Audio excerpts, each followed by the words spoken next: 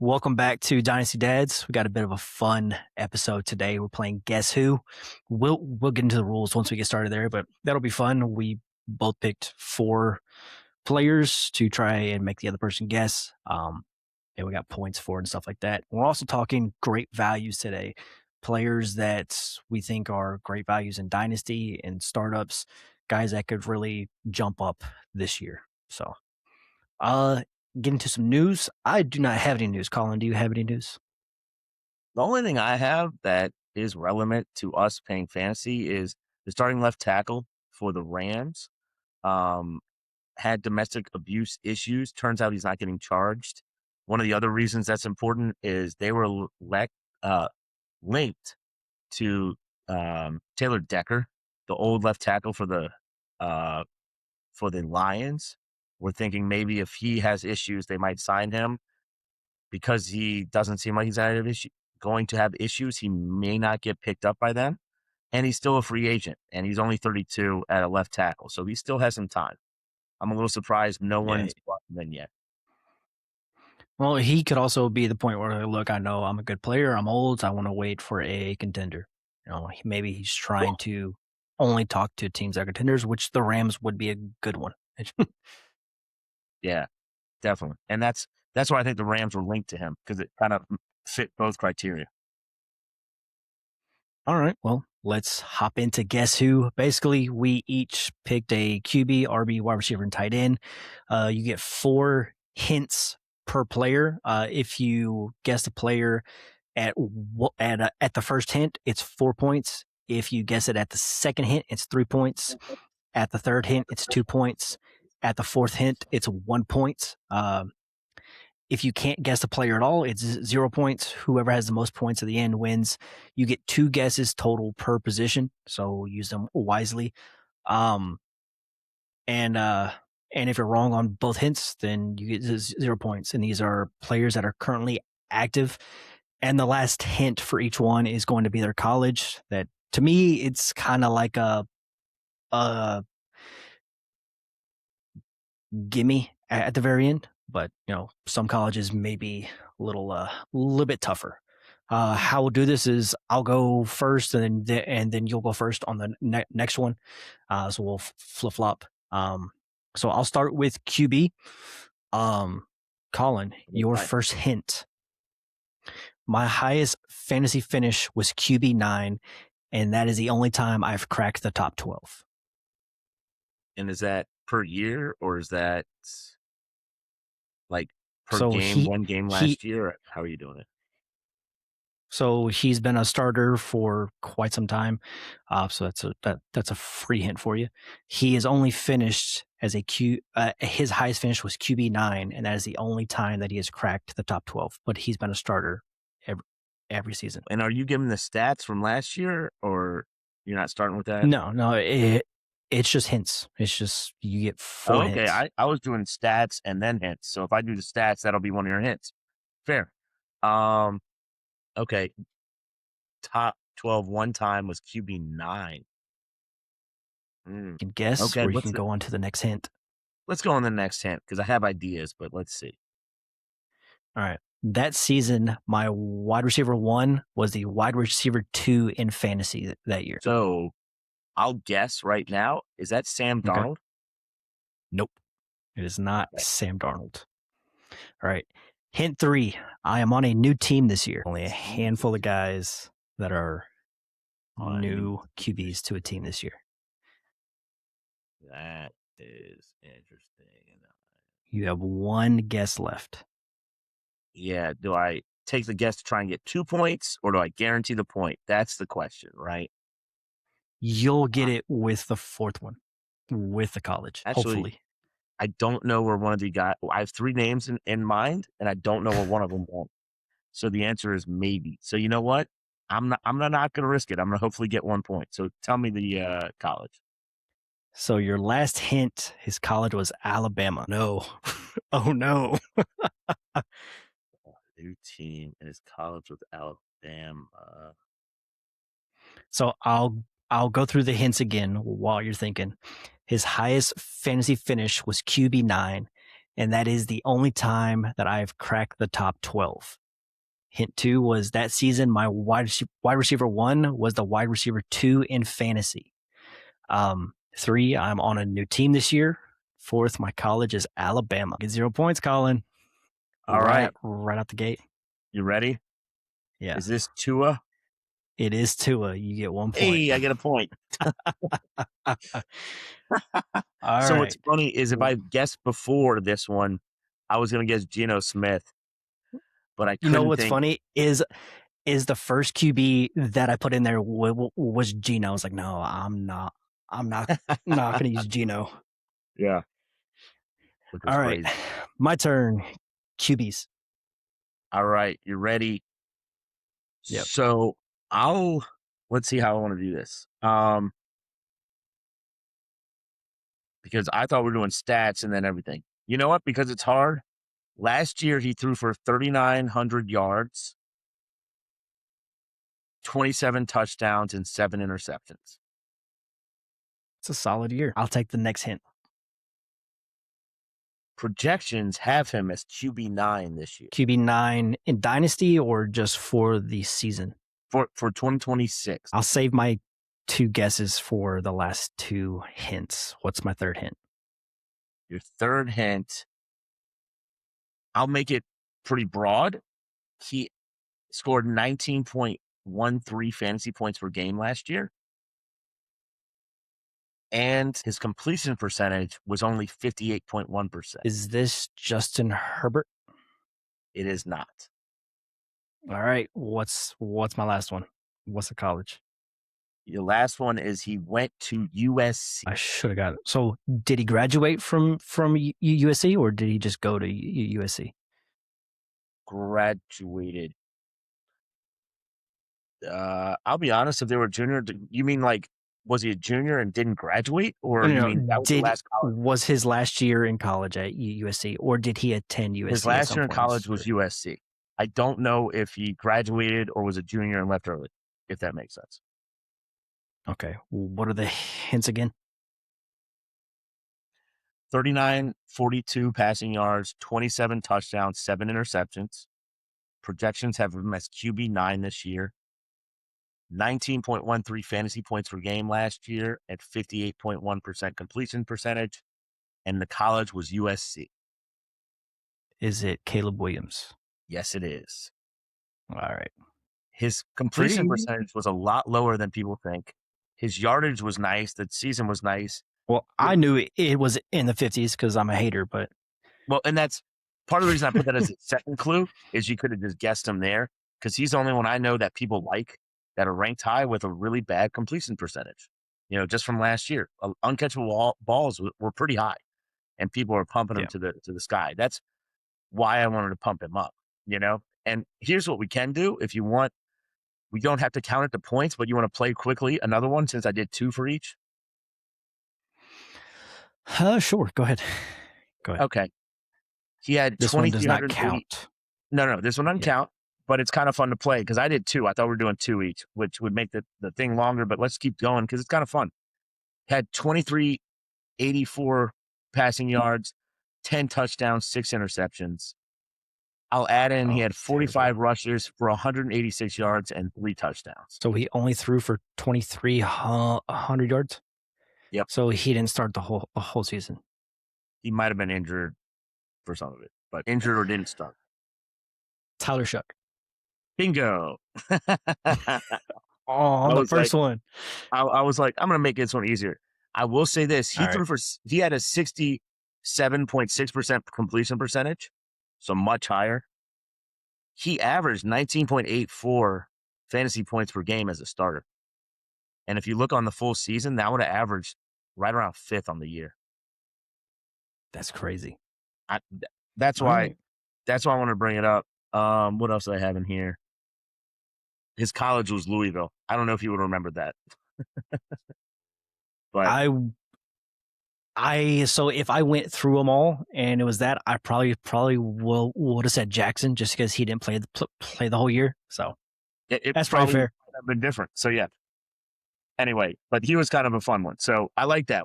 Since I have 2, we can do it quickly. You want me to go first to you? So I go The first running with back. backs on this one. That seems pretty like trash. You wrote this down, so Well, I thought we were doing stats, and then the hardest guess would have been this. So I'll start with it. The offense didn't add any weapons this year. Doesn't tell you who the running back is, but they didn't add any, so it doesn't like, in other words, he's probably not getting touches taken away from it. so they didn't add any pass catchers or backs. Of significance. Every team added some, etc. Nothing really significant. So like they didn't add a QB, they didn't add like a top tier wide receiver or tight end or back or nothing. Any weapons? Oh, Some of weapons. the did he add a QB? I'm not going to answer that. Did he add a QB? I think I already know who it is. Okay, you ready for this one? You want to Hold guess? on. Didn't add any weapons. I think I want to guess right here just to take the shot at the 4 points. Go for it. Ashton Genty. That is who I have on the list. Let's go. I thought 4 you points. might get it, but I want to talk about him because it's very because they added Naylor to a sizable contract. It's not nothing, but he's nothing significant to people. So that was kind of throwing me off. And then when I asked about, okay, QBs, you're like, well, I'm not going to answer that. I was like, okay, then they drafted a QB or they brought someone in. one. So, yep. Yeah. He had 975 yards, 5 touchdowns, 266 carries, only averaged 3.7 a carry. 55 receptions, 346, and 5 receiving touchdowns, and 2 fumbles. So he had 10 touchdowns on the year. One of the my number two hint would have been he had more yards after contact than total rushing yards. Yeah, I feel like I could have guessed it on every single one of those because I knew that he had a low yards per carry, and I knew that he had a bunch of yards after contact. Yeah. Yeah. What this is getting at is like, be a little wary of Genty, whether you like him or not. If the O-line hasn't improved, some of these numbers aren't going to get much better. But it has improved. They're getting back Miller. They signed Tyler Linderbaum. Like that offensive line's gotten better. And they don't have Geno Smith anymore. So, whether you think that's a positive or negative, that's on you. He averaged 14.42 yards a game. Fantasy points a game, excuse me. Okay. And then do you remember what college he went to? Boise State. Yep.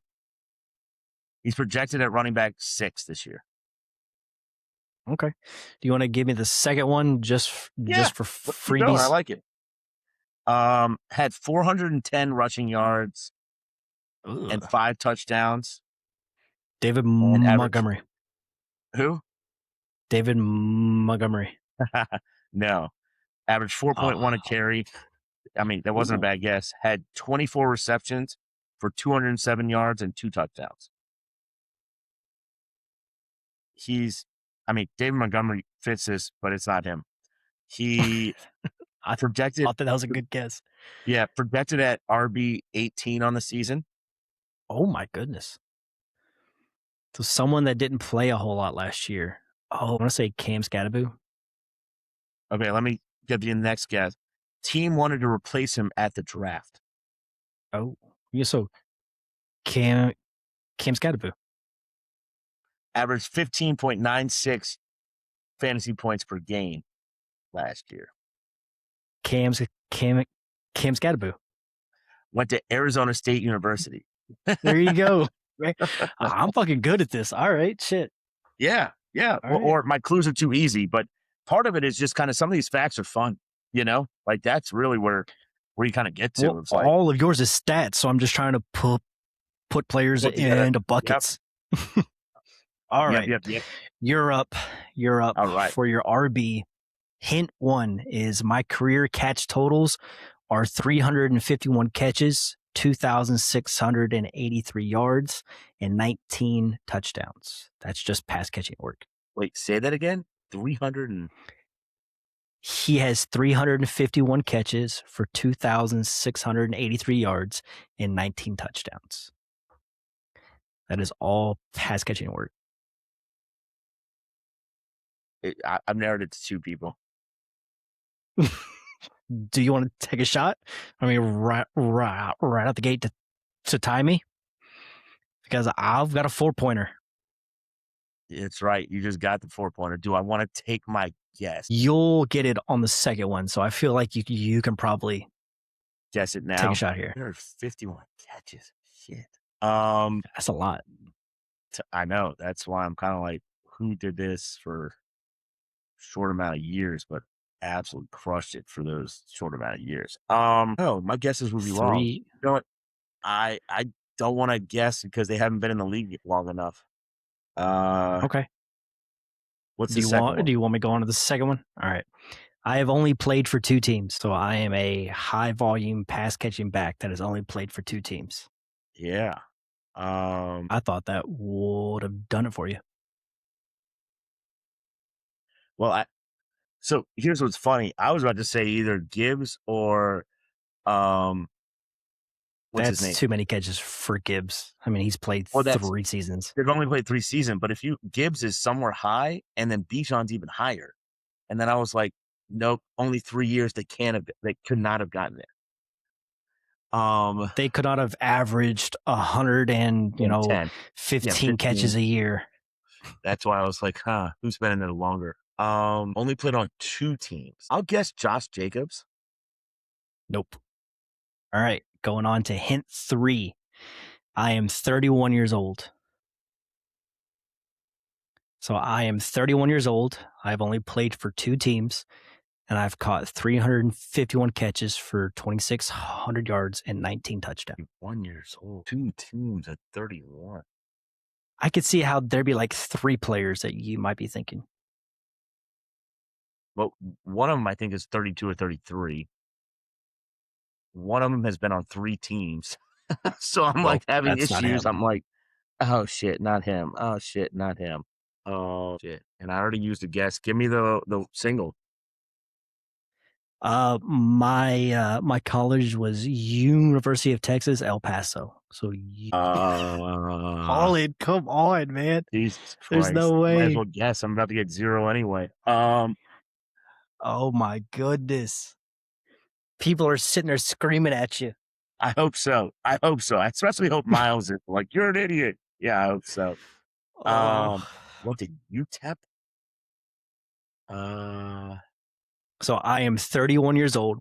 I've played for 2 teams. I went to UTEP, and I was a pass catching back that got a lot of volume.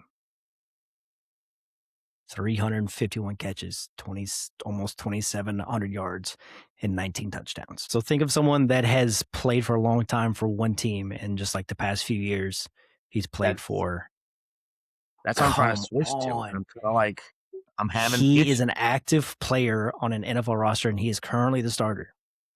I'll give you another. Are we talking about Saquon Barkley? No, Colin. It's Saquon Aaron Jones. Who is UTEP? Who was it? Aaron Jones. Oh, the other Green Bay. Yeah. I don't think I was ever getting there. Colin got a big old fat 0 for RB. 0, baby. I wasn't trying to be that sneaky. I mean, I felt like that was pretty easy. He's played for 2 teams. He's 31 years old, and he was a pass catching back. Who else? Christian McCaffrey kept coming to mind. I'm like, he's got more catches than David Montgomery. But he's got so many more catches and yards and touchdowns. Yeah, David Montgomery came to mind because I'm assuming the stats aren't far, but this is his 3rd team now. Right? Anyway, hey, I missed it. What do you want me to do? All right. And Aaron Jones, you're up first. Irrelevant, so whatever. Oh, come on. He's probably one of your favorites to have on a gym right now for super cheap. Fuck out of here. All right. You're up for wide receivers. All right. Let's see if I can get a point. Hint 1. I've only played for 1 team. That's all I get? That's all I get. I will throw another one in there for you. I'm in the AFC. Oh, okay. That's like 100 receivers. So, no, I'm not guessing. Okay. All right. Hint 2. Over my 5 seasons, I have 2 top 12 finishes. So I've played for 1 team. I'm in the AFC, and over my 5 seasons, I have 2 top 12 finishes. Now I have to come up with another hint. I've got another hint. 5 seasons, I have 2 top 12. You should get it on the third guess. Or I the like how you third say hint. that. Like how you say that. The last time I didn't get close. AFC, 1 team, 5 years, and 2 top 12 seasons in 5 years. So it would have been the draft class before Garrett Wilson. Ugh. Nice. Ooh, I have an idea. NFC, AFC, 1 team, 2 top 12. All right, what's the second? What's the third hint? My QB was drafted in 2023. Oh, is it Nico Collins? You are correct. Woo! Got So- one. Yay. Makes me feel better. 2 points. So I'll take it. Better than the 0. Shit, I got dudded. yeah. And then the last one, can you name his college? Michigan. Yep. University of Michigan. Yes. All right. What's my wide receiver? So I had I play 2. football. Yeah, that's how it's starting. He is in the NFL still. Oh shit. Let's see which one. You know what? I'll do this one. Last year, I was wide receiver 35 in fantasy. Next hint. Combine these. This is pretty good. I was second on my team in receiving, and I averaged 10.01 points per game. Well, what was that last stat? I averaged 10.01, so 10 points per game in fantasy. And second on my I've got team an in receiving. idea. Problem is, I don't think I can guess his college. It's been so long. That's if I'm correct.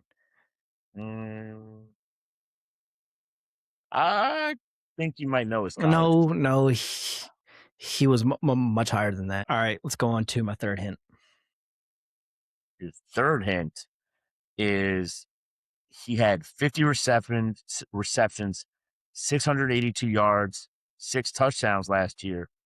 But even as a receiver, also had 15 carries for 79 yards and a touchdown. I was a wide receiver 35 last year. I was the wide receiver 2 on my team. And what was the last one? Had 50 receptions, 682 yards, 6 receiving touchdowns, and 15 carries, 79 yards, and 1 touchdown. And hey, I'll give you an extra one. I was drafted in the first round, 24th overall. 15 carries? He was 24th overall. What? DJ Moore? Boom, baby. Yes. Damn. I was trying to think because the first name that came to mind after you said wide receiver 2, I was like, is this Devontae Adams? I was like, no, it's not. It's not. Because he was much higher, right? Yeah, he was much higher. Wow. I was saying like 15 carries. Who the fuck gets that many carries over a season? I mean, that's it. You're looking at 1 carry per game, sort of on the border. Yeah. I literally had no other guesses. Maybe Khalil Shakir, but I think he finished higher than 35 last year. Yeah. Was it the first rounder, 24th overall that got you? That let you there or no? It was more of the carries. It was the carries and yards, and the fact that he was the wide receiver 2. So, well, he wasn't wide receiver 2. He's actually wide receiver 1 on his team. The stat was second on the team in receiving. Oh, okay. Loveland had more receiving yards. So the current score is, Colin, you have 3 points, 1 for QB, 0 for RB, 2 for wide receiver. I have 7 points. So you have to get the 4-pointer here. Well, I do if I want to win. I mean, we can do tight ends being double points. Okay. Look at that. You see, let me back in the game. Yeah. What college did DJ Moore go to? I don't think it was a big school. It's been so long. I don't remember. Maryland. Yeah. There you go. Yeah. Okay. Yeah, I don't think ready for your other receiver? That. Yeah, sure. Let's do it. I was wide receiver 36 on the year. No idea. Okay. I led my own Marv. team. Yeah, I led my own team in receiving. You were wide receiver 36 and you led your team in receiving. God. Yep. I want to say this is Garrett Wilson. Good guess. That is not it. Damn. My stat line was 95 targets, 72 Oh, receptions, shit. 719 yards, and 4 touchdowns. So it was a bad offense. This is Khalil Shakir. Ding, ding, ding, ding, ding, ding, ding. The fact that I said bad offense and then I said Bills, but it was just that they passed the ball around so much. He averaged 10.4 per game. Okay. He was drafted in the 5th round. And do you remember where he went to college? Khalil Shakir? No, I don't. He went to Boise State. All right. Do you want to go first on tight ends or do you want me to go first so you know how many points you need? I like that. Yeah, because I'll take a guess at some point, right? Let's do that. All right. Sure. I'll go first. What's my first hint? All right. I have 2. Let's do, I was tight end 21 on the year. All right. I've got some guesses. What's my next hint? I led my team in receiving. You were tight end 21 on the year and you led your team in receiving? Fuck. That is like the ultimate stat that I almost held till later, but I was like, I'm busting that bitch out now because wow, I was amazed by this. I did not realize it until a couple injuries, etc. Like but so he led his team in yards. Yes, receiving yards, and he finished as tight end 21. I want to say Brock Bowers. Good guess. That is not it. You ready for your next? I'm going to give you actually like 3 little stats here for your next one. After week 2, I started to lose playing time. My final stat line was 79 targets, 56 receptions, 560 yards, and 2 touchdowns. Started losing playing time after week 2. You want the last 10? You've already guessed one. Otherwise, you get the big goose egg, baby, and you open a door. I'll do both of these. I was drafted in the 4th round, 143rd overall, and I went to University of Maryland. So I was tight end 21 on the year. I led my team in yards. I lost playing time after week 1. Week 2. After week 2. And I finished 56, 560, and 2. What was that stat line? 56, 560, and 2. This is brutal. Maryland. Damn, this is tough. How did you lead your team in yards and you finished at tight end 21? I want to say Kincaid, but I'm pretty sure Shakir had more yards than him. I think you did this on purpose. Is it the name that I can't say? Is it Cole Kmet? It is not, but that would have been awesome. Oh, no. So you get 0. It is Chig Okonkwo. Oh, my goodness. Because don't forget. He led his team in yards? He led his team in yards? What led the team in receiving. That's part of why I was crazy. Like, I know. It was like, holy shit. I was shocked too, just to let you know. It was like, what? So on that note, I'll do the next one so we can get to the end. I'll do your second one. You ready? Yeah. I finished as tight end 14 on the season. Okay. Next. I was 3rd on my team in receiving. Next. But I had 6 weeks through the year as a top 10 tight end. 6 weeks as a top 10 tight end. Not Colston, is it? Nope. So he was 3rd on his team in targets. No, Colston led his team in receiving yards. I thought you said targets. I'm sorry. Oh, no big deal. So it was 3rd in yards. Yeah, receiving. 3rd in yards. I had a 6-week span. No. 6 weeks total throughout the season. I was a top 10 tight end. Oh, you had 6 top 10 finishes? Yeah. Oh, my goodness. One of them was tight end 1 on one of the weeks. Jake Ferguson. That wouldn't have been a bad guess because his stat line isn't much different. This person went 68 targets, 52 receptions, 519 yards, 6 touchdowns. Mark But Andrews. But Andrews didn't have as many touchdowns. But wonder if this stat helps you. He had 10 rushes for 14 yards and a touchdown and was very successful on those rushes. He had a 90% success rate is one of the advanced stats that they gave him. Who's the tight end that rushed the ball? Like it was Mark Andrews that rushed the ball. This is so tough. Tight ends is harder than I thought it would be. He went to University of Michigan. I thought I already said Colston. I don't know. This is AJ Barner. Okay. Yeah. That makes sense. Tight ends is tough. All right. Well, so and then knowing their college is more difficult than you might think. Because you're like, wait. Especially for tight ends, really, because they don't get as much press. No, and they're drafted in the 4th round. Yeah. All right. So it is 7-3. You have to get 4 points. So it means so to tie me, you have to at least get the third hint. So here's your first hint. I have 3 top 5 finishes in full PPR, no tight end premium. I have 3 top 5 finishes in full PPR, no tight end premium. All right, next hint. This one's going to be tough. I'm telling you. I am on my 3rd team. Oh, shit. It's going to be tough, bro. That did not go as I had hoped. So you made this one extra hard. Okay. 3rd team. Who was good and moved? I feel like you have to take a guess here just for the shot at the win. And the rule was he's currently active. He is currently active. He is on a team. Tight ends are tough, man. Who is Evan Ingram? Oh, you got it, you son of a bitch.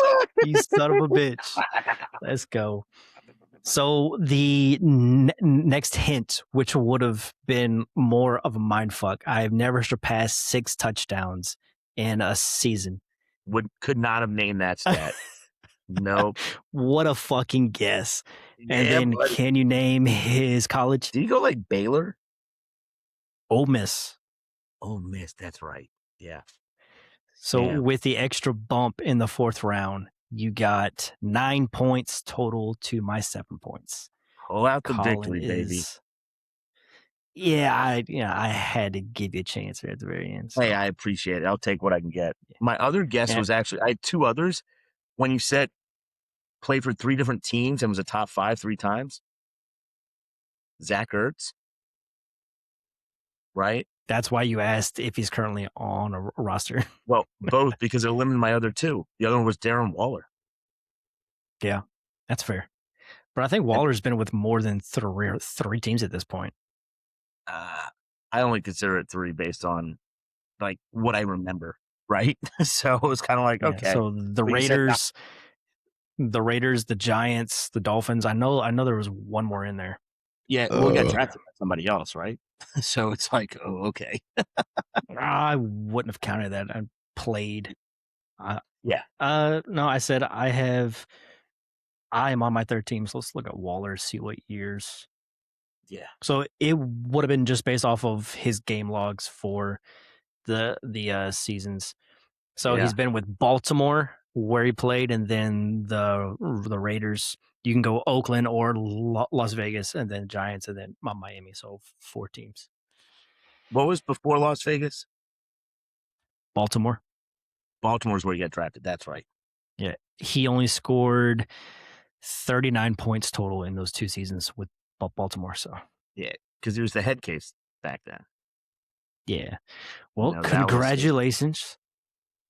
Thank you for my big win. I'll take it. I appreciate it. I'll take the double points of tight end to give me a chance. What's also interesting is it depends how easy they were. Like if you gave top 10 options, I feel like we did better because we knew them better. Like giving you Genti, right? Where the further down you went, the tougher it was, you know? Yeah. Especially, you're right, tight ends were tough. And I'll be honest, none of us remembered any of those colleges they went to. It just feels like it's No. not a position we necessarily remember, you know? So I've got you down in here in our bets. You won this one. It's a $20 win for you. We, The other bets we have, Wandale versus Dobbs for targets. Both are the wide receiver 2 for their team. You have Wandale, I have Dobbs. I've got it for Saints making the playoffs. I'm in favor. You do not think the Saints will make the playoffs. right. And then we had a 17-0 match where I won $20, and then you won this one. I've got one with Miles, Golden versus Worthy for fantasy points, 20 Yep. bucks. That sounds right. That'll be fun. Cool. Love it. That sounds All right, right. that was fun. We'll Yeah. do that more often. Let's get into great values. These are players, so we each have two at each position. Players that we think are undervalued that could greatly, bump up their value going into next year, or just return on value for where you are getting those players as far as how much it is to trade for them, or where you draft them in startups. How about you go first with your two QBs, and then I'll go next. Okay. So my two QBs, I'm going to start. Do you want me to do them both or just talk about one and then we'll go into the next one? Go ahead and do both. Both. So I have QB 19 to start, and that's Jared Goff based on keep trade cut. I just feel, yes, he's not giving you the rushing, but he's very consistent, has a lot of weapons, gives you yards, gives you touchdowns. And as a QB2, he's only 32 years old. So he's not past that really big age apex. So you're not really losing on the age thing either. He could be a starter for many more years. I think people just kind of, he's such an older name, even though he came in the league so young. He's been traded, all that. But he's a guy, I just think he's not young. He'll play for many years, and he's a starter. So as a QB2 and Superflex for how cheap he is, I think he's great to have. My other guy is QB20, and that's CJ Stroud. We all know how good his rookie year was. He's had Ugh. a few down years since. Thanks for that sound. My biggest thing is I think the O-line, especially up the middle, is going to be better. I also feel, besides Nico Collins, his second and third weapons have now had some seasoning and have gotten better. And with that defense around him, he won't feel the pressure as much. So I like CJ Stroud this year. I think he bounces back in a good way, mainly because of the pass rush he had against him every snap. And I feel he can improve on that. Yeah, just to speak on golf for a second, he has so for the past 4 years, he has not been outside the top 10 on a yearly finish. And so you're getting a QB1 as your QB2, and you don't have to spend, a top 4 pick on him. You can get him in the 5th, 6th round. Um, so I mean, for the value on him, if you want to wait on your QB2 and try and grab golf or trade for golf, Yeah. he's not going to cost an arm and a leg like a Herbert or a Caleb Williams or Joe Burrow. And he's going to put up a top 10 season. I mean, his weapons are some of the best that he's ever had in Gibbs, St. Brown, JMO, Sam Laporta, and Isaac Tesla. So like he's got the offensive line, he's got the weapons, he's got the coach. This offense is going to be a top 10 offense again this year, and he'll finish as another top 10 QB this year. So Stroud is a little bit tougher to get behind just because the bottom of it could fall out pretty quickly. And you're getting him kind of in the same range as golf, and I would prefer to have golf. I think Stroud might be going a little bit later, maybe He, a round or two later. I'll pull up a startup, but um, he's definitely a good bit later. Stroud's almost like a round and a half later. Yeah, You know? I did have Dad's 35 draft pulled up, and now I don't anymore, but here we are now. Uh so Stroud is going in the 7th, Goff went in the 5th. So two Right. two rounds later. Um I think total picks, it was like a round and a half. if I'm not Yeah. mistaken.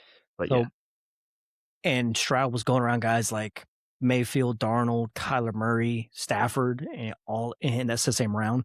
So guys that have a higher ceiling for fantasy, but they're all a little bit older than Stroud. So with Stroud, you're paying for the young QB that could take a step forward. Um, Hopefully take a step forward, because if he doesn't, he's probably not on the team here in a year. So it's tough for. I mean, he'll be yeah. there for next year because they picked up his fifth year option. Um, But do you think they'll but reset with the team they have? That defense, do you really think they'll reset? Like, well, that defense is about to get very expensive because you're about to have to start paying a bunch of good young players on that defense, and then Shroud is going to want his money, and I don't think you're going to be able to pay both. So Stroud is either going to have to step up and then they can lose some players on defense, or they'll move on to a cheaper option at QB to have the same level of production if he doesn't take a step forward, personally. So, yeah, I just don't know if they're letting Stroud go. I think he's still part of the plans. But I think you're okay. 100% right. And I think everyone is. You got to show up this year. Like, we've improved the O line. We've made it better. We're giving you a chance. We understand last year it sucked. Look at all the metrics. The O line was not good. It did not protect him. It did not help him. Right. This year, we're hoping it's better, but it can't be worse. We need to take a step forward, either as a leader as well as in performance. Yeah. All right. I'll go on to my two QBs. First one is Kyler Murray. And here's just an interesting stat for him. When he has played 14 games or more in a season, he has always been a top 10 QB. So when he's on the field and playing, he's a top 10 QB for fantasy. It may not be consistent. He's going to have boom and bust weeks, but if he is on the field for majority of the season, he's a top 10 QB with the work that he does on the ground.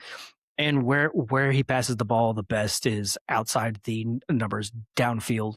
And you have someone that can, well, you have two guys really that can really work in that area. He's not someone that throws over the middle a whole bunch because he probably can't see it over the middle a whole bunch. But like you just think back to the years with DeAndre Hopkins on the outside, those good years. Now he's got Justin Jefferson that can win on the outside.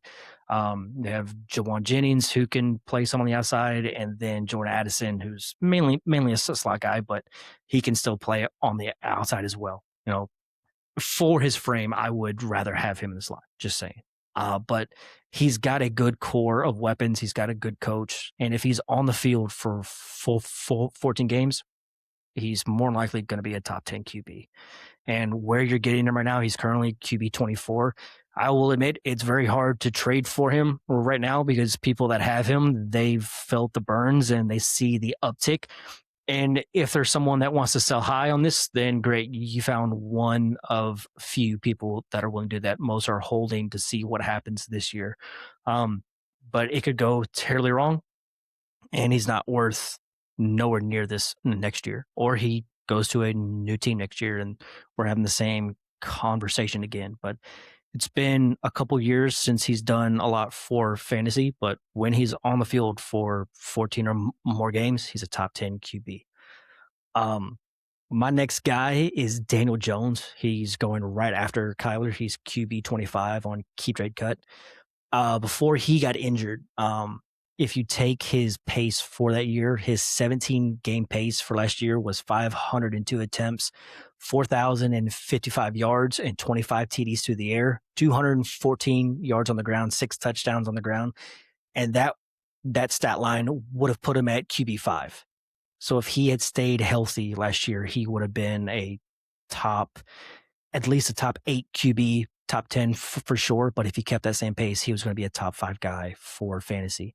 Yes, he has the Achilles, but if you look at it, he didn't rush a whole lot last year. It was his 17 game pace was 214 yards. So he wasn't on the ground a whole lot last year. Yes, he did score on the ground a good amount, but that's not long breakaway runs. That's, at the goal line, read option dives over the middle. It's not the long runs that got him into the end zone, and there wasn't a lot of production on the ground outside of touchdowns. So if he, comes down to maybe 2 touchdowns on the ground and he's around that 150 to 200 yard mark, I still think he can do it through the air and be a top 12 QB for fantasy. And for where he's going, after Kyler, I believe he's an 8th round QB. Yeah, he went at the 8-7 after after Bryce Young and Malik Willis in that same round. So two guys that we don't expect to be a top QB for fantasy.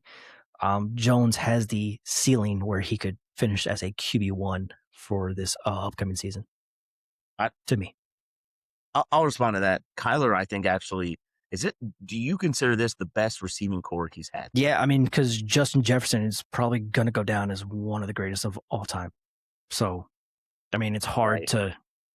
to not weigh that. Well, same with D Hop though, right? D Hop D Hop was good. D Hop was very, very good. But Justin Jefferson has been on a rocket ship ever since he got into the league. I'm pretty sure he's had the best 5-year start of a wide receiver in the NFL. Like he's just, ever since he stepped onto the field, he's been one of the best in the game from a very young age. Not to say that D Hop wasn't good. He was a great receiver, but if you took them in their primes, I think I would still go Justin Jefferson. I agree with you, and that doesn't even talk the top end. I'm more even thinking I would say Jordan Addison's probably better than the secondary receiver he ever had at that time, right? And I would say Juwan Jennings is probably the best third receiver he clearly had, better than Greg Dortch or some of those guys. And then even though I'm not Rondale Moore. right, and even though I'm not a fan, the tight end that he has now being the fourth option of TJ Hawkinson is better than any other fourth option he ever had. Yeah. Wouldn't you agree? And Aaron Jones is Yeah. probably one of the better receiving backs. James Conner Like is we talked awesome, about. but Aaron Jones is good. What? Like we Yeah. talked about with all his pass catching work. And this O-line might be better. I think the coaching is better than he ever had. Oh, No, yeah. I'm high on Kyler, and we call him cheap. He's cheap in startups. If someone has him, it is almost like I know I have him in probably too many places. It's almost impossible to get him from me because no one's going to give me a first plus Yep. because That's I what I would believe in ask the for. upside. Because if he has, like, for me, I'm not going to just give him up for a second. I No, believe in the upside. I think there's a chance because if he has a pretty good year, he's getting a contract because Minnesota isn't going to let another quarterback go. that would be I just, hilarious. I'm just, that's just my opinion, but that's where I'm at. So if they don't let him go, he gets a 4 or 5 year deal, stupid money, going to play with the same guys with Kevin O'Connell and playing and winning games, right? So I just feel he is cheapish in startups because other people are like, oh, he has downside. He does. If he sucks this year for the first 6-8 weeks, doesn't look like a professional, and JJ McCarthy comes in, his career's the Justin Fields, right? But to me, I'm still riding the upside. So I think he's cheap and not cheap, but I agree of value based on where he's ranked. Yep. On the Jones side, so much of his strength with the ability around the pocket a little bit, getting maybe not the yards, but escapability as well as the rushing touchdowns. With the Achilles, I don't think he has it this year. I heard one of the things in news we didn't bring up, he got fully cleared 100% today. Yep. I don't know if that matters. He'll be there to start the season, and we'll see if he's still got the deep ball. see if he's still got the arm strength. With the rotation of using that Achilles, all of your power comes from your base. If like you look at guys like Rodgers and Kirk after they had theirs, their arm strength fell off a cliff. So that'll be especially the first something to year. watch. Especially the Yep. first year. Rodgers gained a little bit back the second year. Kirk was kind of done. And they were older, right? I would give you that. Yep. But it worries me the first year back. I'm worried as a QB. But I love it because at 25th overall QB, you losing anything from it? Like this is perfect. All there Like is you're really taking upside in the team. him or Bryce Young or Malik Nope. Willis. So I'm fine with the shot on Jones there. Yeah, I agree. I'm not gonna I'm not gonna argue either of these. Just the upside for Murray. I feel so many people, if you have him, you're riding it out. And with Daniel Jones, the injury scares the shit out of me. But for 24th and 25th ranked QBs, like I don't know if you're gonna get much better. Yeah. All right. How about your backs? All right. So my running backs now. I decided to kind of stay in the late RB2 range.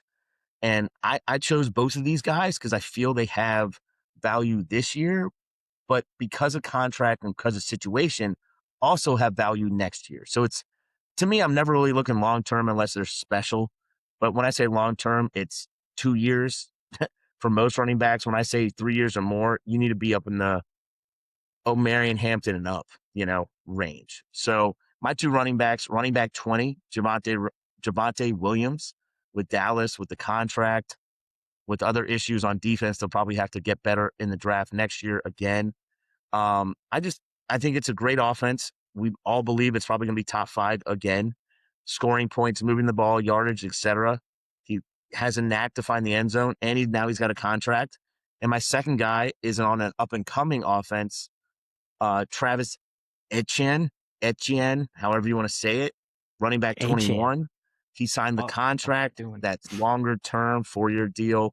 I always say it might be only 3, but as soon as Kamara is gone or we realize he isn't the same player or the $20 million cap hit is somehow reduced, I just feel he has longevity because of that contract on an ascending, up and coming offense with a good coach. So those are my two running backs. If I wanted more fun, I could have picked some guys 40 to 50, but I want to stay here because I know you had your guys in before me, and I like yours as well. Yeah, and it's not that Javante is really really cheap either. He's going in like the 6th round, so like he's pricey in startups. He's more like a 6th, 7th round guy, Yeah, um, which which for a guy that's got a contract for the next 2 3 years, like that's fine. And we forget how young he still is. I believe he's like 25. Like he's still super young. Um, Let me just check so I don't get fucking flamed for it. I He is 26. God damn it. All right. yeah, I think he just Any turned fucking way. recently, It's but fine. It's fine. yeah, It's fine. It's whatever. but he's still All young right. on a long term deal, and those are Yeah. the running backs you're looking for in dynasty because they'll produce. Their offenses are good, and you're not having to pay the O'Marion Hampton price. That's the Yeah. biggest thing to me. Like that's the big difference. Yeah. That's typically where I live in the back world in Dynasty. Like, I don't want to pay up for the Bijan, Gibbs, Genty, Love, Hampton, HN. And if I can still get a guy that can finish as an RB1 in Javante and Travis Achan, they can still finish as an RB1, but they're significantly cheaper, and they still have a 2 3 year window. So, Yeah, um, all right, I'll go to my two backs. The first one is kind of a twofer. It's J.K. Dobbins, that's RB 37, and Jonah Coleman, that's RB 35. Dobbins, so if he didn't get hurt last year, he was on pace for 279 touches, 1,375 yards, and 7 TDs. That's 210 fantasy points. That would have put him at RB 19, and he's currently going at RB 37 in Dynasty. This is also another type of back that I would want to have, someone that's going to have a lot of production. He signed a 2-year contract. The problem is can he stay on the field? And if he can't, I love to pair him with Jonah Coleman because I don't think RJ Harvey is someone that's going to come in and take a large role.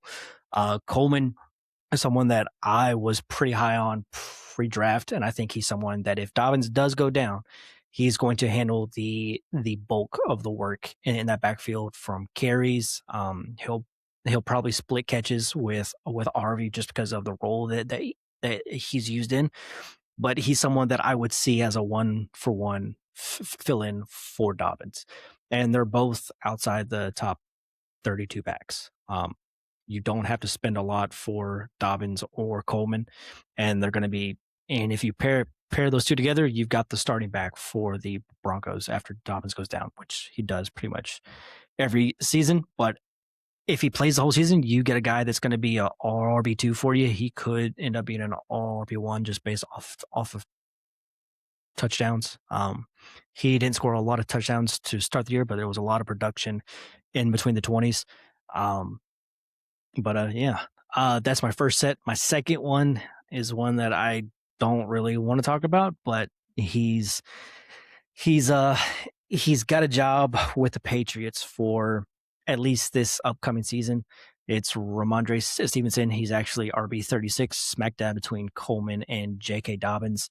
Um, so based off of his contract, he is a cut candidate for next year. They could save 6 million. I think his dead cap is 3. His salary is 9, somewhere in that ballpark. But on paper, he's got a contract through 2028, and I would not be shocked if he's still on the team through 2027 and into 2028. He's someone that the team trusts, even though he fumbles like crazy every single year. The fact that he got so much work in the playoffs over Henderson is a bit concerning, but I've also said that, you know, Henderson is a rookie and you have a older head coach that's got a more of a vet mentality. Henderson's going into his second year. I along with most people think that he's going to get an uptick in work just because he's no longer a first year player. But Ramondre is going to have pretty much all of the goal line work, and he's probably going to be the main first down to second down back. So he's someone that's going to be a weekly plug and play for you. And for someone this cheap that, you know, he's probably going to finish around a back end RB2, top end RB2, maybe if things go wrong for Henderson. But I don't think Henderson is really going to push Stevenson for the bulk of the work this year. I would expect it maybe in year 3, which Henderson goes pretty damn high. And I was a huge fan of him. He's currently a 5th round pick, and then Stevenson is a 12th round pick. So, like, there's a pretty big gap there in what you have to pay to get them versus what the production is going to be this upcoming season. But he's Yeah. someone that's super cheap. And if you're short on backs, he's someone that's going to be able to plug and play for you pretty much every week. Yeah. So if you look at those running back 35, 36, 37, I like all 3 that you chose. I really, really do enjoy. I know I like RJ Harvey. I don't think he's washed. He had 12 touchdowns last year. The team knows it. But I like the Yeah, idea of trying to and the protect. touchdowns are always something that will repeat every year. You know, that's the least sticky stat every single year is It means he got the touchdowns. opportunity at the goal line because some of those are rushing. But we could argue Some that. of them. Anyway, to continue on that, though, I like the idea because these guys are cheap. Like, you're taking them real late in drafts as an opportunity. Jonah Coleman in rookie drafts went a little higher, of course, but yes, Dobbins always gets hurt, but this is a good offense. And you've heard it from the team this entire offseason. They want to run the ball better. They have a pretty good O-line. They should be able to. They haven't. Last year with Harvey, even some of the per metric, per rush stats weren't that much better with Dobbins, but they're making a focus. And then on the Ramondre side, I agree too. I think Travion Henderson is a great explosive guy to bring in a rotational situation. What does that mean? That means I still think they want the older ground and pound guy to take a lot of the hits and then kind of bring in Henderson when they need him or when they feel they need a spark or some changes. I love these 3 that you selected, Gus. I think they're all, like you said, cheaper options that you can get, and they really are. All right. Who are your wide receivers? Future Hall of Famer? Who? Yes. So right, of course. So I took 2. I decided to go a little deeper and dirtier this time. One of them isn't even that deep or dirty. I just feel he's a ridiculously good value. I'll start with Christian Watson. No, Gush, Oh, you're not allowed to talk about any Green Bay players. But I I didn't think pick any. you didn't pick any. I noticed this. It's great, smart, good for you. But I did. I'm taking Christian Watson. He got the contract. Like, he's still wide receiver 33 on Keep Trade Cut, but he got the contract with an above average offense, with an above average quarterback, with an Top above five. average head coach. Whether you say great or whatever, fine. But we can all agree that's above average on all the scales. And their number one receiving option at the receiver spot, whether you say tight end, et cetera, is wide receiver 33, and he just got a long term deal. The I guess it's kind of baffling to me to see him next to some of the other names who are wide receiver twos or up and coming or can't do it on worse offenses, et cetera. So Watson, where's he going? What you have that pulled up? Where did he get drafted in Dad's He 35? went at the 8-6 You right see, that's after just so late. KC. So it was, but so the two wide receivers that he was picked between, he was picked after KC, and then he was picked before DJ Moore. Jeez, who got him? Because in that league, that's a great get. Jason. Nice, good work, Jason. Um, Anyway, he's my first wide receiver. My second wide receiver is an old guy. It is old and crusty, kind of similar to what you said about Ramondre. This is wide receiver 60, but I just feel he's not done yet. Yes, he is older. He's not dirt. This is Chris Godwin, wide receiver 60. He's just going to be a producer. And for your wide receiver 5, 6 on your team in that range where you can get him, he's a solid for this year at least. And I think he probably plays even next year. For at least this year, he's probably a solid wide receiver 3. And you're getting him at wide receiver 60. So these are my two great values at the position. Love them both. Think if you're trying to win now, both are great. And if you're even rebuilding, Christian Watson is a fine asset and fine piece to have. Yeah, I think a lot of the concern with Watson has been his injuries over the years, and it's valid. It is completely valid. But I think he got it fixed. I think he did everything that he needed to get it fixed. He played all of last year. It was a little slow to start the year because he was coming back from the ACL. Um, but he is one of the best athletes in the game at 6'4", runs a 4.3. Like, he is an incredible athlete. So if he lost a step, it's not horrible. But he is someone that I think will stay healthy this year outside of a freak injury. I think he fixed his hamstring imbalance that he had that was causing his problems. Um, so a lot of it is how much risk do you want to take with Watson? And if I mean, most people are on one side of the fence, like, I don't want to touch him. He's trash. He's going to get hurt, and it's fine. It is valid. But the other side of the camp is the upside potential for this year and the next 2 to 3 years is definitely there. And I'm on that side, if you couldn't tell. Uh, Speaking of someone that hasn't played a whole lot over the past few years, Chris Godwin, he's had issues with injuries, coming back from injuries. Um, I think he'll be good to go this year as long as he can stay healthy on the field. He's going to be heavily involved in that offense. So it just comes down to, do you think he can stay healthy when he hasn't over the past through 3 years? So um, he's probably going to be the wide receiver two in that offense. So I mean, you have Mike Evans that's now gone. You have Egbuka that's up there, and then you have a couple other guys that are going to get in as well. But I would really bet on Chris Godwin being the number 2 target in that offense. So getting him at the 13-1, it's quite late in drafts, and you could trade for him right now. You can probably do a 2-3 swap and get him. It's not that hard to get someone that could give you wide receiver 2 numbers for the season if he stays healthy. Yes.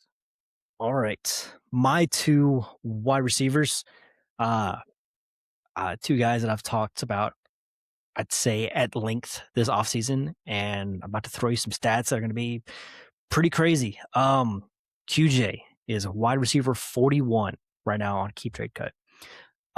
The first 7 weeks of the season before he got hurt and before they lost their tackles, and the O-line fell apart, if he had continued his first 7 week production before he got hurt and the O line got hurt, he would have been on pace for 68 catches, 990 yards, and 12 touchdowns. That would have put him at wide receiver 8 on the season. Yes, it was a down year for wide receivers, but that's still any other season he probably still would have been a top 15 wide receiver. And that's the point I'm trying to make here is he's going to be on the field every single play. He's going to be in 2 wide receiver sets. He's going to be in 3 wide receiver sets. He's probably never going to come off the field much. And you look at this offense, who is the other wide receiver in 2 wide receiver sets? Is it Ladd? Even though he's smaller, he's more of a slot guy. It's going to be Trey Harris. Those 2 guys will probably flip-flop for most of the season when it comes to those 2 wide receiver sets. I know that QJ is going to be on the field. And if that offensive line can stay healthy, then I really think that he can keep up with that first 7-week pace. And I think he only scored like four touchdowns in that first 7 weeks. It wasn't anything crazy. He wasn't scoring 1 per week. I think he had 2 weeks with 1 touchdown and then 1 week with 2 touchdowns. I don't think it was that crazy. If you want to check me on that, here, I'll go check myself just because I'm pretty sure it wasn't on the back of a whole lot of touchdowns. Where did he go in this fucking startup? Oh my goodness. Here he is. He went at the 9-5. So the first 7 weeks, okay, he scored 5 touchdowns. He had 3 Yeah. weeks with 1 touchdown, and then week 1 he had 2 touchdowns. So he did have 3 weeks in there where he did not score a touchdown, and he did miss week 6. So he he is someone that I really think can shock people this year. It's been a long road if you draft him in the first round because that's where you had to draft him years back. I think if you've held on this long, I think he's someone that can really, really help your team this year being your wide receiver. Like he doesn't have to be your 2 or 3. Like most teams, he's going to be your 4 or 5. And I really think he can put up wide receiver 2 numbers on the season. And he's cheap. I mean, you sold him for 2/3. So if you can get him for 2/3, slam dunk. There you go. Yeah, no, I mean, we discussed that on the previous episode. I think he's probably a 27 second range. I probably gave him up for cheap. You think? But I get it. A lot of my only pushback is I don't know if he's going to be on the field as much as people are saying. And the reason I say that is he's a deep threat, and a lot of deep threats can only do wind sprint so many times. That's my only pushback. They have other options. Ladd, they want on there more, is what it sounds like. They have extra tight ends. Maybe every so often he's the one that comes off the field. He's going to have to come off the field eventually. He's not going to play every single snap of every single game, but he's going to be I would say the snap leader in that wide receiver room. That's just where I would put it. We can take a look at the end season and see how that played out, but I really think he's Yeah. going to he's going to run the most routes for that offense. My second wide receiver is currently at wide receiver 58. It is Jacoby Myers. And we've talked about that room for the Jags at length this offseason, but just to put some perspective on what he did once he was traded to the Jags. So from week 10 on, when he was traded to the Jags, his 17 game pace was 85 catches, 1,020 yards, and 7 touchdowns, which also would have put him at wide receiver 8. So you have the volume for Myers and then the touchdowns for QJ. They kind of evened out. They would have finished in the same spot if he was there for that whole season and kept that pace for the whole season. Now, Trevor Lawrence did turn it up at the end of the year, but was it because they traded for Myers? Was it the breakout of Parker? There was probably multiple things that happened, but they also lost Hunter, and Brian Thomas Jr. wasn't doing so hot. So there is room here for him to be involved in this offense. And he's someone that I've talked about with a lot of people that he's super cheap. If you can get him for a 3rd or 2-3 swap, I think he's going to be someone that can hit your lineup pretty much every single week this year. I think he's going to be the most consistent wide receiver in that room, just based off of volume and the type of routes that he runs. And he's a good receiver. He's not flashy, he's not fast, but he wins with route running and catching, and that is a safety blanket for a QB. So he would have finished at wide receiver 8 if he played the whole season with that same pace. I'm not saying he's going to be a wide receiver 1 this upcoming season, but if he can finish as a wide receiver 2, where what you currently have to pay for him is next to nothing. He's someone that is super late in drafts. I don't even know where he went in the startup. It's probably too far down. He went at the 13-3, right after Dobbs and Godwin. So him and Godwin in that same tier And of players that are good route runners that can catch. Myers is not as old as Godwin. Plus, he got the contract. you sure he's not? Myers is like 27 or 28. Oh, he's 29. Don't listen to me. Godwin Godwin's is 30. 30, but I So was going to say they're a lot closer than you same might think. same type of players. Same type of player. They're an older receiver that wins with route running and catching. They're you know their calling card has never been deep down the field speed. It's always been route running and catching. And we expect the Jags to have a good offense this year. I think he's going to be a big part of that, and he's super cheap. So Yeah. So on those two players, Gus, I prefer disagreeing with you more than I have been. Um, the problem is for these values and for what they're ranked. Like as much as I'm not the QJ guy, my biggest issue with QJ, and we discussed it at length, is kind of like Jamison Williams. I never know if I have to start him every week in a lineup. I never know when he's going to give me 2 for 20 compared to when he's going to give me 7 for 120 and 2 touchdowns. And well, the 2 let for me 20 read you hurts me more off than what? his And points. what'd you say? So so for the first 4 weeks of the year last year, I believe Slater went down like week 3 or 4. No, He Slater never was played. Slater went down before Joe Alt. Yeah, Slater never played. I thought he went before the season. Like, I literally don't think he played in the season. Okay. That's right. I think it was right before the season started. Yeah. Um, Like, but literally, like 10 days before it started, he tore it was done. Right. And then so Walt played 3 his games, got injured, came back, and then was out for the year. yeah. Yeah. So his first 4 weeks against Chiefs, 25 points on 7 targets. On week 2 against the Raiders, 16 points on 7 targets. Week 3 against Denver, 15 points on 10 targets. Week 4 against the Giants, he had 16 points on 13 targets. So heavily involved, a lot of targets. And then in week 5, uh, he didn't have a great week. He was 4 for 4 for 40. He was still involved. Week 6, he missed. Let's see what was his. And then week 7, he was also hurt, but he played. Part of the game, had 6 targets, only 2 catches for 30 yards. One of them was a touchdown.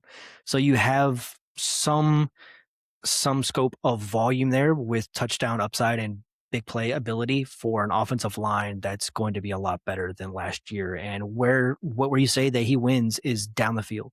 And you look at their new OC, he they want to push the ball downfield. So I think he's going to be a big part of this Do offense. they? I mean, Hmm? McDaniel didn't necessarily push it down the field the last couple of seasons.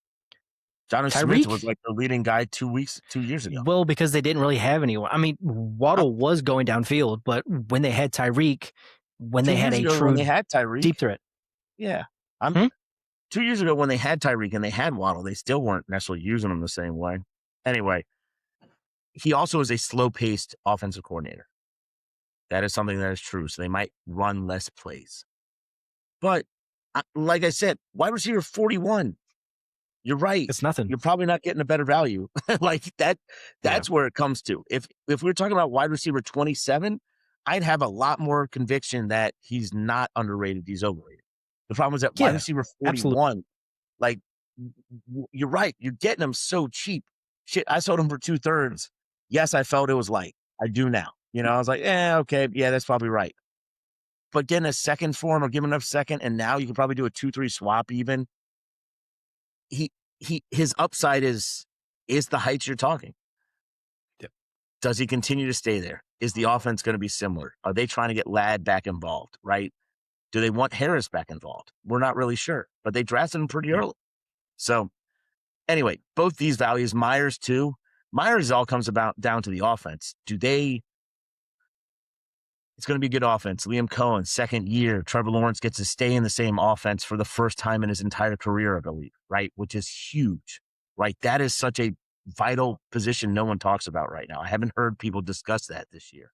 He gets the same head coach, offensive coordinator, back-to-back years, same offense, same terminology, and he's getting pretty much the same weapons he had at least to end the year, right? Mm. Sounds like BTJ's healthy. That's kind of my only worry is does BTJ, do they try and elevate him back to where he was? Or do they just say the best thing for this offense is everyone gets theirs? And if that's the case, BTJ is probably overpriced and everyone else is underpriced. And so that's my only worry. Yeah.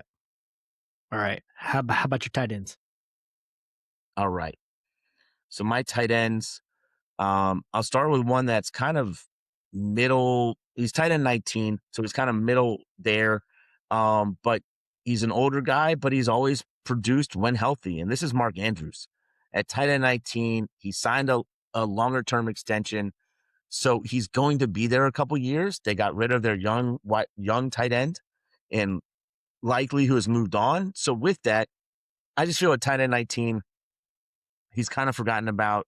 And because he's forgotten about, he's going to get stats and catches and touchdowns in this new offense. And then my second tight end, I think some people may say, oh, that's BS and not even excited. It's tight end 36. I'm excited. It's Jake Tonjes. I just feel last year we got to see when Kittle wasn't healthy and was hurt, Tonjes stepped up a bunch of games.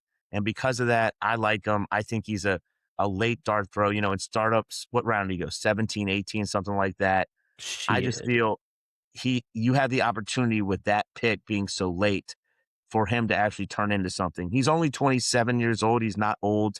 And so he can replace Kittle. Everyone's saying Kittle's coming back. But what if he doesn't? What if there's a slip up? What if another injury happens? I'm trying to find him. I don't know if he was even drafted. He had to be drafted. Yeah, he was. He had to be. I don't know where. Don't see if he was drafted, Colin. Yeah, he had to be. You You see say that. Dulcich? I don't see him. He's right around Dulcich. I don't know. Is Dulcich at? Oh, there he is. He is nowhere around Dulcich. Oh, he went ahead of Dulcich. What the fuck? He went. Oh, it's because you drafted him. You drafted him in the 15th round. That makes me even happier. Thank you. Good. All right. All right. I like the Mark Andrews pick. Not having Isaiah Likely there. He's probably the second target in that offense still, and we like Jackson. So he's someone that's super, super cheap. That could finish as a tight end one. I mean, he's probably going to finish as a tight end one just because of touchdowns. He's been one of Lamar's favorite targets in the red zone over the past, handful of years. And he went at the 11-2 in the startup to Jason. Jason's making great picks. And then Jake Tonjes, I believe Kittle will be ready for week one, and it's just waste of a pick to take Jake Tonjes unless you're betting that Kittle gets hurt again, which is possible, but you're betting a 15th round pick on an injury for a backup tight end, which is fine. The way that you drafted this one, it makes sense. If Tonjes is playing, you can easily just flip him for a third and get some value back. So don't hate it, but wouldn't have been my pick.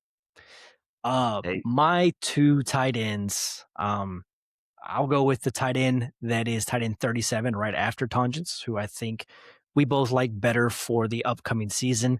That is Greg Dulcich, tight end 37. I mean, he could easily be the first or second target in that passing game this year. I mean, Granted, it's not one that we love. It's not a passing offense that we think is going to be great. It's probably going to be bottom third this year, but for as late as you can get him and for as cheap as he is, I mean, there were points this offseason he was on waivers. He was someone that you got for free at one point this offseason. Um, he could volume his way to a top 12 season just because he's the first or second read on almost every single play. Um, and he's dirt cheap. He's tight end 37. Nobody wants him. I mean, he's just super, super cheap. I guess I get it. It's not someone that has had a crazy season in the past. He's not someone that is a well-known name. But if you've been playing Dynasty for more than probably 3-4 years, you've probably heard that name at some point. Get some hype when he was with Denver, I believe. Um, but yeah, he's someone that's dirt cheap that I'd love to have as my tight end 3-4. Just to see what happens. Um, my other tight end is Gunnar Helm, a little bit more expensive. He's tight end 21. This is his second year in that offense, and he's going to be the starter. And it's an offense that I expect to take a big step forward with the new additions that they added to that offense.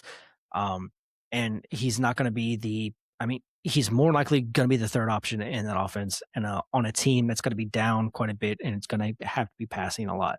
You have Tate, you have Wandale, and then I think the next guy up is Helm. Helm is, he also, he had his own weeks last year. He finished as a top 10 tight end 3 times this past year.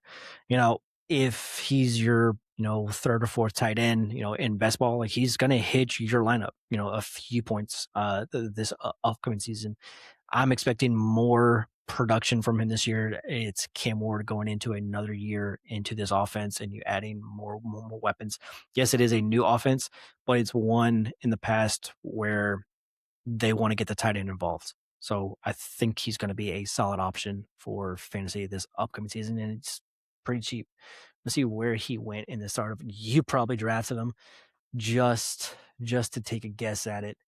I'm pretty Let me sure I just click do. on your name, and it'll probably pop up. Yep, you took him at the 12-6. So Right. Yeah, no, yet again, Gus, as much as I hate agreeing with you, you knew I would have had Dulcich as my number one option, but you took him first, so I want to bring up other names. And then Helm, the only reason I probably don't have more shares of Helm is I slightly prefer AJ Barner and Chigo Conquo to both of them. I just think those are a little which is bit better fine. shots. Yeah. And as you can see, I have healthy shares of Dulcich and Helm as well. I just went and looked at my share totals, and other than 2 rookies, those are my next highest guys. I have tons of Oscar Delp and Justin Jolie. So other than those rookies that I took late in rookie drafts, these are my next top guys. Fair enough. All right. Well, that's going to do it for great values. And then we already played Guess Who. That's it for this episode. Colin, you want to give some dad advice? Yes. So I was thinking about it coming into the episode. I was assuming it was my turn. My dad advice is take pictures. And the biggest reason is for you as a dad, and especially for your wife or significant other with kids, they're not going to want to take them. They hate them, blah, blah, blah. But those memories will last. And especially for your wife, encourage the kids to just smile just for one picture at this time in front of this thing, etc. Make a deal, whatever it takes. Take the pictures, let it happen.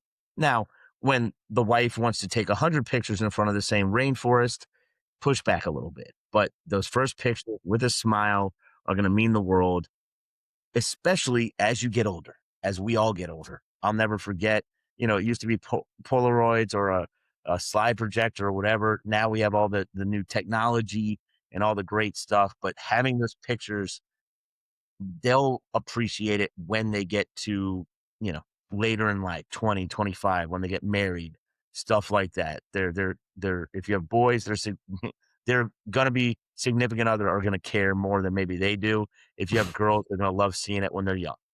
So you'll always have a memory. Your wife will have that memory. It is worth it. And don't complain as much as possible, as much as you want. Take the picture. Yeah. Funny enough, my two kids, they each have their own camera, and they play with that motherfucker all the time. They're taking pictures of every fucking thing possible. Like, "Dad, cheese," and I'll say something like taco just to mess with them. But they love those cameras that they take a bunch of pictures, and then my wife has a professional camera, and she takes a bunch of pictures, and then she takes a bunch of pictures with her phone, and I'm the one that doesn't take as many pictures because everyone else pretty much has it covered for me. My mother-in-law, and then my wife, and then my kids take their own pictures. So like it's, but I do have a few on mine. I like my profile picture on Sleeper is me and my two kids. So um, no issues taking photos. So just when we're staying in the same spot for an hour trying to get the right photo is just it's a bit much, but no, I agree. And one thing that I've seen that I like is, take all these photos and then create your kids an email and just send all those pictures to their to that email. And then once they turn 18 or get old enough, just give them the login for that email, and they can go through and see all those photos from when they were kids. I think that's a good idea, just so they can have all those photos for themselves. So well, all right. I know I said I was going to start those last few startups this past week. Unfortunately, Black Ops 1 dropped again, and it was my birthday, and I pretty much spent the end of the week and then through the weekend having my birthday and playing Black Ops 1 from back when I was a kid. If people don't know, PlayStation dropped ports for Black Ops 1 and 2, and those were some of my favorite games as when I was growing up. So I kind of wasted the end of the weekend, the weekend on that game, but I will be starting those this week unless they drop a new game that was older. But And happy 30th, my friend. yep, I turned You 30 finally years made it old. to not quite old enough. Yeah, I made it to my 30s. If you told 21-year-old Gus that he would make it to 30, probably would agree with you. But I'm happy that I did because things turned out pretty great. So now I'm officially in the older stage of my life, hitting 30. I'm not going to get any younger. I will not see my 20s again, but I'm fine with it. Yeah, But all right, right. let's get out of here. If you do want to join a league, you can uh, go on the website dynastydads.com. The Discord is on that website, or you can send me a message on the website, or you can send me a message on Sleeper at dynastydads. Um, Either way will work. But those will be started up this week, and those will be the last two for this off season until next year. So, all right, Right. Colin, let's get out of here, man. Sounds good, bud. See you, man. See you.